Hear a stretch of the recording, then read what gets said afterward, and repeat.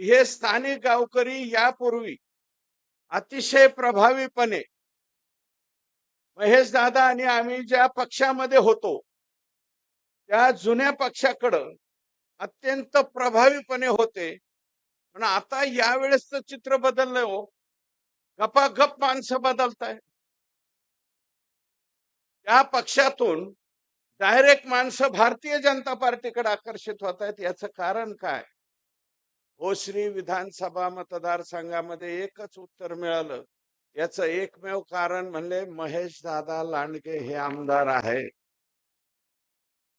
आता गावकरी सुद्धा 100% म्हणतायत नाही, आम्हाला महेश दादाच पाहिजे, भारतीय जनता पार्टीच पाहिजे, दुसरा पक्ष नकोय.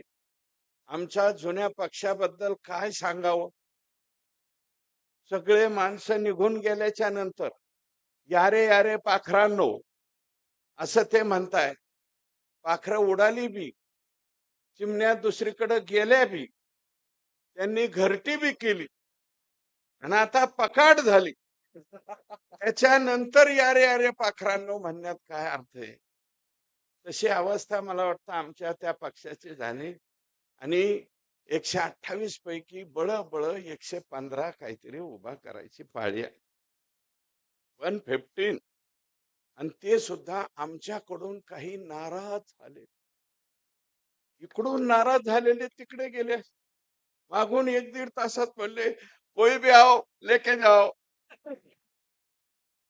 अरे ज्या पक्षाचा एबी फॉर्म घेण्यासाठी प्रतिष्ठा होती, ताकद लावली जायची, त्या पक्षाचा एबी फॉर्म तहसीलच्या दारावरती गेटवरती तिथं घेऊन माणसं उभे राहत आहेत. तुम्हाला नाही मिळालं का? भाजपाकडून पण या आमच्या पार्टीला लिहा यांचं नाव. हे म्हणतोय मी कालपर्यंत त्या पक्षात होत. नाही नाही घेऊन टाका. मग असं करता करता मला वाटतं 115ची बेरीज झालेली आहे. असं केल्यावर कशी महानगरपालिका तुमच्या ताब्यात यायची? नाही. आणि मी आज फिरताना पाहिलं 128 जागा आहे म्हणले 125 जागा आहेत. असं उदाहरण पकडू, 550 जरी जागा असत्या तरी तेवढ्या जागेवर लढणारे सुद्धा भारतीय जनता पार्टीकडे उमेदवार होते. सगळे एका बाजूला झाल्यामुळं त्यावेळेस पराभव झाला. विधानसभेच्या वेळेस मवियाला वाटलं की आमच्याशिवाय कुणीच येत नाही, कुणाला तिकीट द्या, हे निवडून आला, तो निवडून आला आणि हे भाजप शिवसेना पडली म्हण सगळी संपली. तसं काही झालं नाही. अक्षरशः 237 सीट लोकांनी निवडून दिले. एकतर्फा हा महाराष्ट्र लोकांनी भारतीय जनता पार्टी, शिवसेनेच्या आणि राष्ट्रवादीच्या त्या ठिकाणी ताब्यात दिला आणि त्याच्यामध्ये लोकांनी दाखवलं की 2019ला जनादेश मिळून सुद्धा तुम्ही देवेंद्र फडणवीसांना मुख्यमंत्री होऊन दिलं नाही, अनैसर्गिक युती केली. कुणी उबाठा उबाठा. यावेळेस तर काय अवस्था आहे उबाठाची.